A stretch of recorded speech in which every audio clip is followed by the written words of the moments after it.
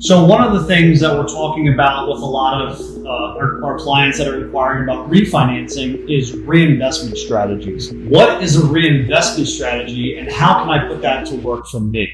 A reinvestment strategy would be part of a refinance presentation that we put together for an individual. Recently, speaking with a gentleman, he bought his home a year and a half ago at 7.5% at the time was his rate. The current rate in his situation is 5.75. It's not a huge loan, so the savings are maybe a few $100s a month. I think they were right around $200. He's on the fence, or was on the fence, about whether it made sense to incur the cost of refinance to save the $200. And on a very surface level, he's saying, okay, my costs are $6,000 and I'm saving $200 a month. That is X amount of time. What's 6,000 divided by 200? So he's saving about $200 a month.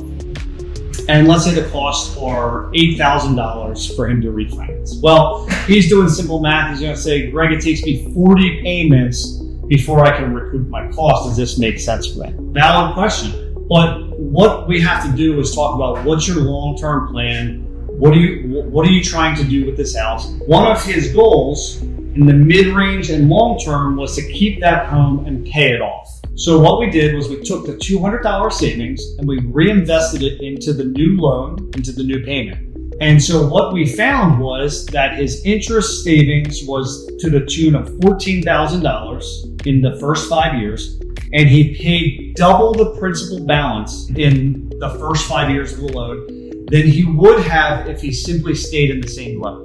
So without that strategy, and he's just doing that surface math, that doesn't make any sense for him, right? But when he sees the interest savings, when he sees what the principal balance is going to be in 5 years with his current situation versus the new one, that's really what laid out for him that this made sense and it met his goals.